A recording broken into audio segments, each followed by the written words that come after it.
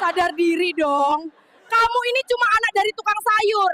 Jangan mimpi menikah dengan anakku. Assalamualaikum warahmatullahi wabarakatuh. Sahabat, jangan lupa untuk sholawat kepada baginda Rasulullah. Apa yang membuat seorang ibu tega merobek kebahagiaan anak orang lain? Dan bagaimana satu kalimat dari seorang pria berwibawa menjadi awal dari tanggal pembalasan? Dukung Elva Story dengan subscribe, agar kisah penuh hikmah ini terus sampai ke hati Anda. Musik pesta berbaur dengan bau anyir bunga melati dan asap sate yang menari di udara. Di balai desa yang dihias kain putih keemasan, langkah Nadia bergetar pelan di atas karpet merah. Gaun putihnya sederhana namun anggun, rambutnya disanggul dengan sisir kecil warisan ibu. Sejak pagi ia menahan tangis haru, memeluk ibunya yang berjualan sayur matang di pasar, tangan yang kapalan namun paling hangat di dunia. Lelaki yang akan menjadi suaminya, Ardi, menunggu di pelaminan, putra seorang perangkat desa yang dihormati warga. Kamera ponsel berkilat, tawa anak kecil berlarian, doa mengalir lirih di antara tamu. Nadia duduk di pelaminan, menunggu prosesi dilanjutkan. Di kejauhan, ibunya mengusap sudut mata dengan ujung kerudung. Seorang panitia membetulkan pengeras suara. Semua tampak tertata, seolah tak ada yang bisa menggagalkan hari bahagia itu. Namun kebahagiaan ada kalanya rapuh, seperti kaca yang memantulkan senyum, namun gampang retak bila dihantam kata yang salah. Ibu Ardi berdiri. Kebaya merah marun yang mewah berkilau di bawah lampu. Tatapannya menyapu undangan, lalu berhenti pada wajah Nadia yang teduh. Suaranya tajam, memotong riuh rendah musik. Sadar diri dong, kamu ini cuma anak dari tukang sayur, jangan mimpi menikah dengan anakku. Kalimat itu menampar udara. Ada yang terisak tertahan, ada yang menunduk, ada pula yang pura-pura sibuk dengan ponselnya. Nadia membeku, seakan dadanya disesaki batu. Ia mencoba berdiri, namun tepian gaunnya tersangkut, langkahnya goyah. Satu dorongan kecil, cukup untuk membuatnya tersungkur di hadapan pelaminan. Waktu seolah melambat. Bunga melati berjatuhan di sekitar rambutnya. Tangan-tangan yang tadi ingin menabur beras kini ragu untuk menolong. Ibu Nadia melangkah cepat, tapi tubuhnya dihalangi pandangan sinis beberapa orang. Tekaknya perih menahan tangis. Ia menatap anaknya yang berjuang bangkit, memeluk udara yang tak memberi pegangan. Di saat itulah, suara sepatu menggemakan ritme tegas dari arah pintu balai. Seorang pria paruh baya Indonesia dan seorang wanita paruh baya melangkah masuk. Keduanya berwibawa, tenang, dan berkelas dalam kesederhanaan yang meyakinkan. Beberapa bodyguard menjaga jarak di belakang, membentuk dinding diam yang membuat kerumunan otomatis memberi jalan. Pria itu, berambut mulai memutih dengan tatapan teduh namun tajam, menunduk meraih lengan Nadia. Ia membantunya berdiri, membersihkan kelopak melati dari bahu gaun. Tatapannya lalu mengunci pada Ibu Ardi. Ruangan yang tadi bising seperti tiba-tiba kehabisan suara. Ia berkata pelan tapi menghunjam. Tunggu tanggal pembalasannya wahai Nona. Hening itu berubah menjadi dengung di telinga. Kata-kata yang tidak diucapkan dengan teriakan, namun mengandung bobot yang membuat kepala menunduk dan jantung mempercepat langkahnya sendiri. Wanita parubaya di sisi pria itu, menatap Nadia dengan tatapan seorang ibu yang lama menahan rindu. Ia mengusap pipi Nadia, senyumnya menenangkan seperti senja yang meredakan panas siang. Bodyguard memberi ruang. Pria itu menoleh pada panitia, pada penghulu, pada kerumunan yang kebingungan. Ia mengangguk singkat, keputusan yang tak perlu dijelaskan. Mereka mengantar Nadia melangkah pergi, meninggalkan pelaminan yang menganga seperti panggung tanpa lakon. Musik berhenti, pelayan berdiri kaku, kamera ponsel menurun satu persatu. Pesta yang disiapkan berbulan-bulan runtuh oleh satu kalimat dan satu langkah pergi. Ibu Ardi masih tegak, tetapi warna suaranya tak lagi setegas tadi. Ada retak yang hanya bisa didengar oleh orang yang terbiasa mendengarkan. Ardi berjalan maju separuh langkah, namun ragu, lalu mundur lagi. Ia menatap kosong pada kursi pelaminan yang kini tampak asing. Seseorang mematikan sebagian lampu. Kain putih keemasan kehilangan kilau, seperti fajar yang terlambat datang. Di luar balai, langit soren bertaut dengan pucat. Mobil hitam menunggu dengan mesin mendengkur halus. Nadia duduk di kursi belakang, Genggamannya pada kerudung kecil yang dihadiahkan ibunya begitu erat sampai buku jarinya memucat. Pria paruh baya duduk di sisi lain. Tenang, menatap jalan. Wanita paruh baya menggenggam tangan Nadia. Hangatnya terasa menembus kulit, seperti pesan yang tak butuh kata. Pintu tertutup perlahan. Mobil melaju, meninggalkan gemuruh yang belum sempat berubah menjadi penjelasan. Desa bercerita lebih cepat daripada jam dinding. Menjelang malam, kabar memecah dari warung ke warung, dari grup tetangga ke grup arisan. Ada yang menyebut pria itu pejabat tinggi. Ada yang mengatakan ia hanya pengusaha. Ada yang bersumpah pernah melihatnya turun dari mobil dinas di kota. Apapun kebenarannya, hanya satu yang disepakati. Tanggal pembalasan bukan sekadar ancaman. Itu janji yang akan menagih setiap kata yang pernah dilemparkan untuk merobek martabat seorang anak pedagang sayur. Di rumah kecil di pinggir pasar, Ibu Nadia duduk memeluk bantal yang masih wangi melati. Hatinya menunggu ketukan pintu yang membawa kabar tentang anaknya. Di balai desa yang setengah gelap, para panitia membereskan piring dan gelas dengan gerak hati-hati, seakan takut membangunkan sesuatu yang sedang tidur di sudut ruangan. Di rumah keluarga Ardi, lampu teras menyala terang, namun tatap mata penghuninya redup dan gelisah. Malam itu berakhir tanpa sorak-sorai pengantin, tanpa foto bahagia, tanpa iringan tawa yang biasanya menutup pesta.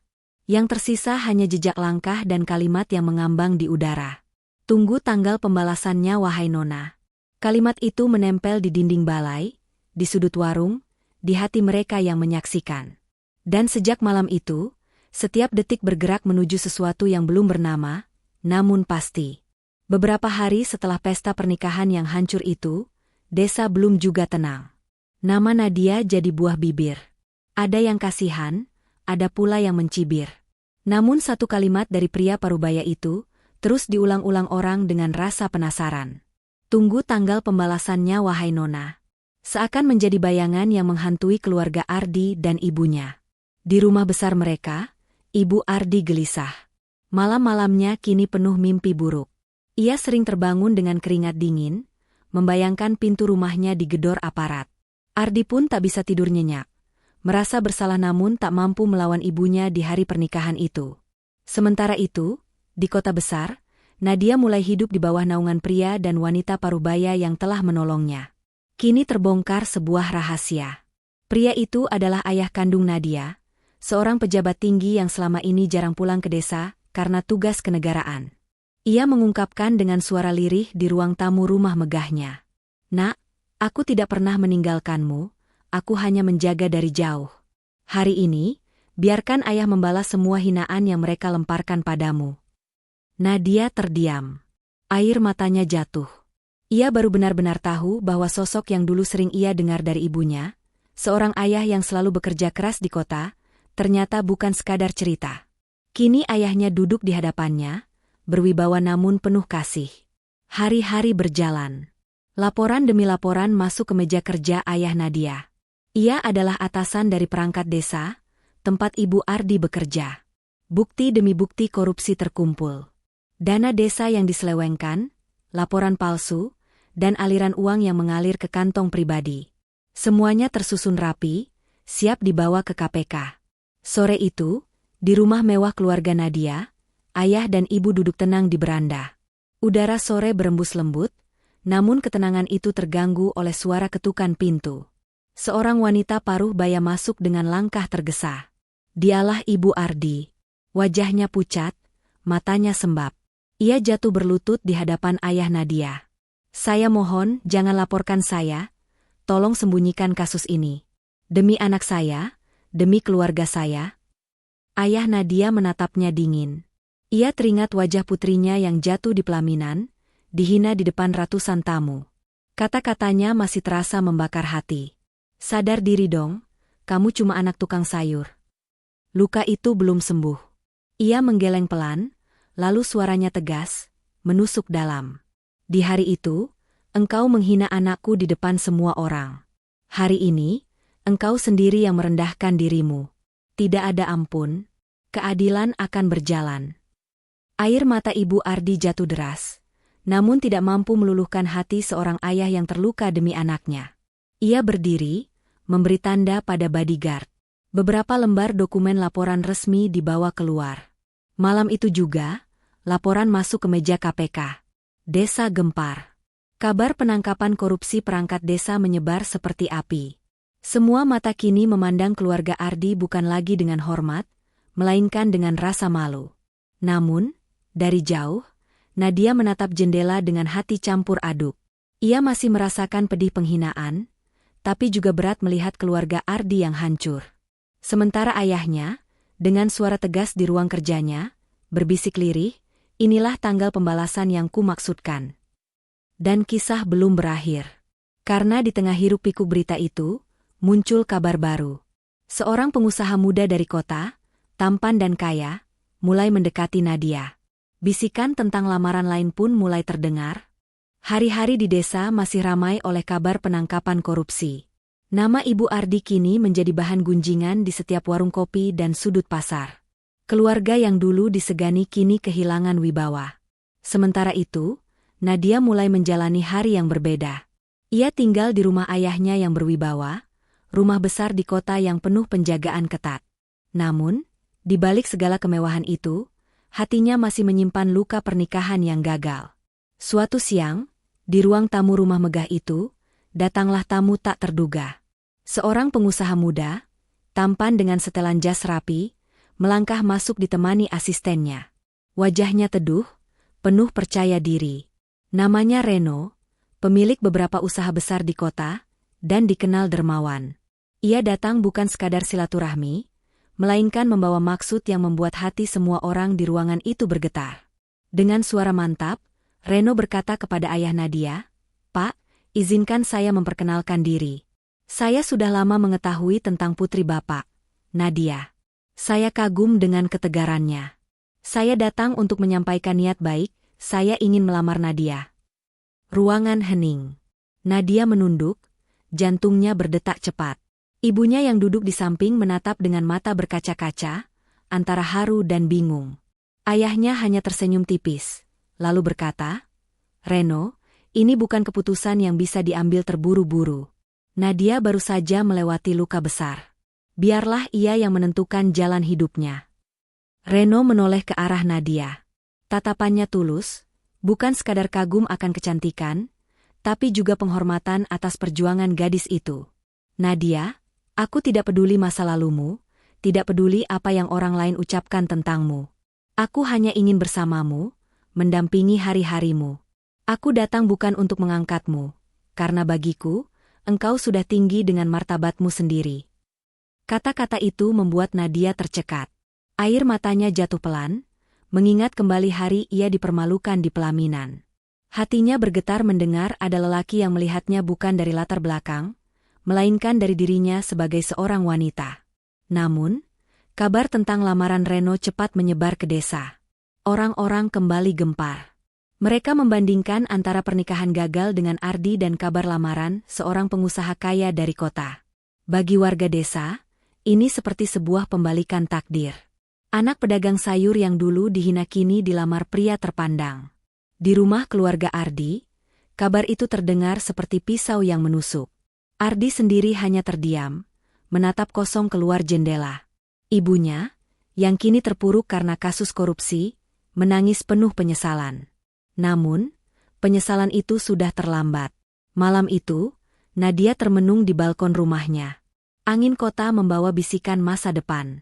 Reno yang penuh wibawa, ayahnya yang kini di sisinya, ibunya yang selalu setia mendukung, dan masa lalu yang penuh luka. Hatinya mulai bertanya, apakah inilah jalan baru yang telah disiapkan Allah untuknya? Namun, satu hal yang belum ia sadari, perjalanan hidupnya masih panjang. Karena setiap pilihan akan membawa konsekuensi baru, dan setiap pintu kebahagiaan selalu diiringi ujian yang lebih besar. Desa kembali riuh.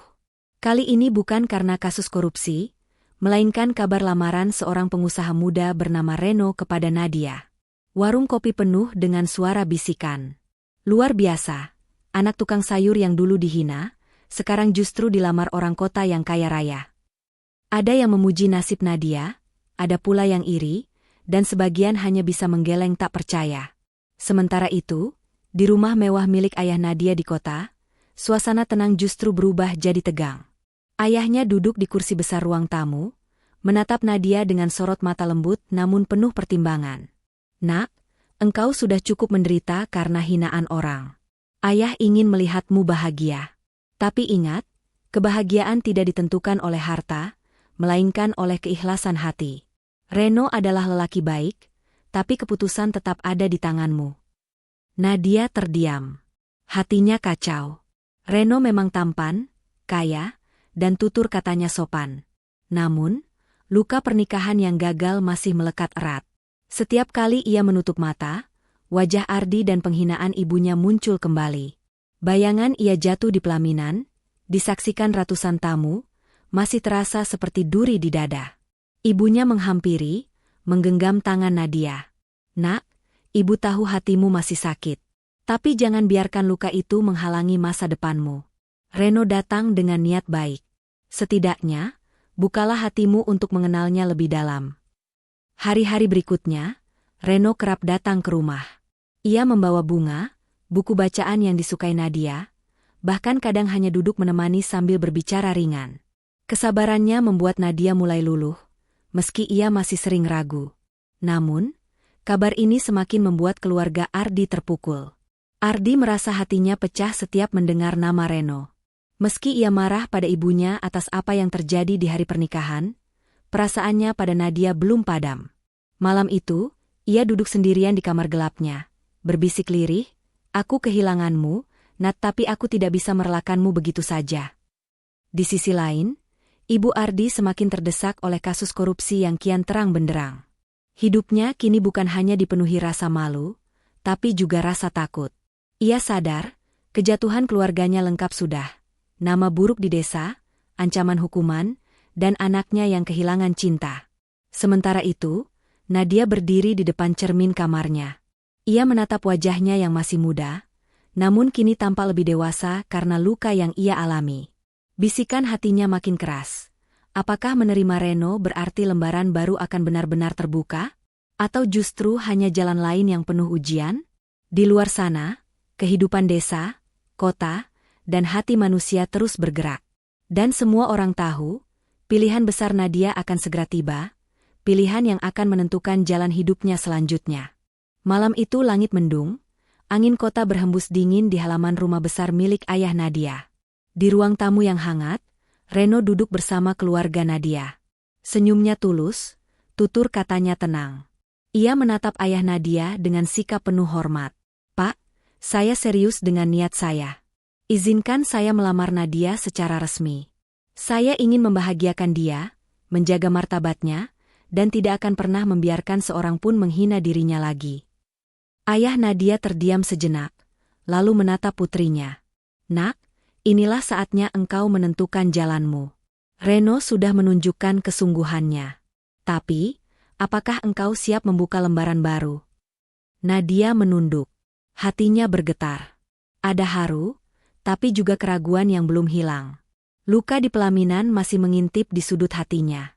Sebelum ia sempat menjawab, suara ketukan keras menggema di pintu. Semua mata menoleh. Pintu terbuka, dan di ambang berdiri sosok yang membuat dada Nadia seakan berhenti berdetak. Ardi.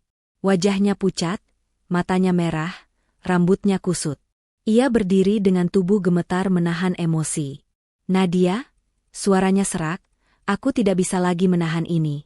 Aku masih mencintaimu. Aku datang bukan untuk mempermalukanmu, tapi untuk memohon kesempatan. Aku tahu ibuku sudah menghancurkan semuanya. Tapi jangan hukum aku atas kesalahan yang tidak kulakukan." Ruangan tegang. Reno menoleh, wajahnya tetap tenang meski jelas ada api yang menyala di matanya. "Ardi, kesempatanmu sudah kau lewatkan. Nadia hampir hancur karena keluargamu. Jangan kau datang hanya membawa kata-kata tanpa bukti. Jika kau benar mencintainya, kenapa kau diam ketika ibumu menghina dan menendangnya di depan semua orang?" Ardi terdiam, wajahnya menunduk. Suasana makin panas. Ayah Nadia berdiri, suaranya tegas bagai palu sidang. "Cukup. Kalian berdua boleh bicara, tapi jangan lupakan satu hal, keputusan ada di tangan Nadia. Dialah yang terluka, dialah yang harus memilih. Dan aku tidak akan membiarkan siapapun lagi memaksanya." Nadia menatap keduanya. Reno dengan ketulusan yang konsisten, Ardi dengan penyesalan yang mendalam. Dadanya sesak. Ia ingin berteriak, namun suaranya tercekat. Malam itu, ia hanya mampu berkata lirih, "Aku butuh waktu." Ayahnya mengangguk, lalu memerintahkan Ardi untuk pulang. Reno pun pamit dengan wajah tetap tenang, meski jelas hatinya terguncang. Di kamar, Nadia menangis. Ia tahu, masa depannya tergantung pada pilihannya. Tapi bagaimana mungkin ia bisa menentukan dengan mudah, sementara hatinya masih terbelah dua? Dan di luar sana, badai konflik semakin membesar. Karena cinta yang pernah hancur kini menuntut kesempatan baru, sementara cinta yang baru hadir semakin menguatkan pijakan. Pagi itu udara kota terasa berat, seolah ikut menanggung beban hati Nadia. Di meja makan yang panjang, ayahnya duduk dengan wajah serius. Reno dan Ardi, dua lelaki yang sama-sama datang dengan niat pada putrinya, kini duduk berhadapan. Kehadiran keduanya bukan kebetulan, melainkan undangan langsung dari sang ayah. Dengan suara mantap, ia membuka percakapan. "Anak-anakku, aku sudah mendengar janji dan pengakuan kalian. Tapi aku tidak ingin Nadia jatuh lagi ke tangan yang salah. Karena itu, aku akan menguji kesungguhan kalian. Siapapun yang ingin mendampingi putriku, harus membuktikan dengan tindakan, bukan hanya kata-kata." Reno dan Ardi saling pandang. Reno mengangguk penuh keyakinan, sementara Ardi menelan ludah, gugup namun tetap mencoba tegar. Ayah Nadia melanjutkan, "Besok pagi, aku ingin kalian berdua ikut aku turun langsung ke desa. Aku ingin melihat siapa di antara kalian yang benar-benar bisa membumi, menghargai rakyat kecil, dan tidak sombong dengan apa yang dimiliki. Karena putriku, meski kini tinggal di rumah besar, berasal dari pelukan seorang penjual sayur. Jika kalian tidak mampu menghormati asal-usul itu, maka kalian tidak pantas mendampinginya." Nadia terdiam, hatinya bergetar. Ia menatap ayahnya dengan rasa haru. Ujian itu bukan sekadar soal kerja keras, tapi tentang hati. Keesokan harinya, matahari baru saja naik ketika rombongan kecil berangkat ke desa.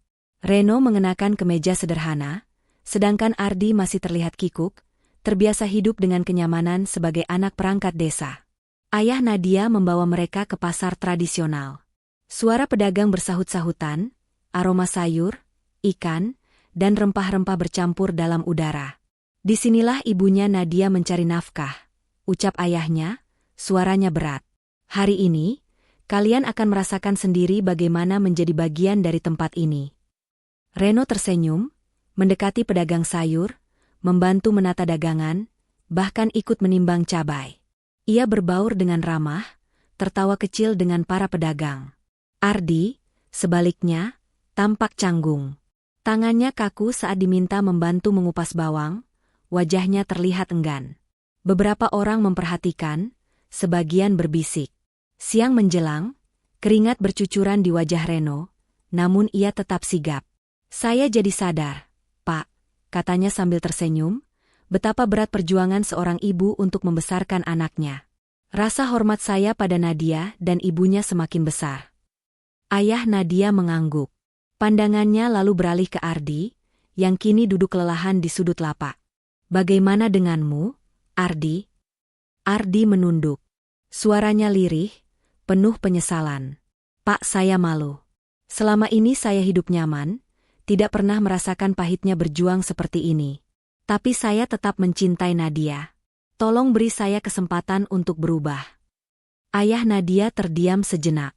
Matanya menajam, lalu berkata pelan namun menghunjam, kata-kata tanpa tindakan hanyalah debu. Nadia tidak butuh janji kosong. Nadia yang sejak tadi memperhatikan hanya bisa menangis. Hatinya lah yang semakin bingung. Reno jelas menunjukkan ketulusan dengan tindakannya, tapi Ardi juga masih menunjukkan penyesalan yang nyata.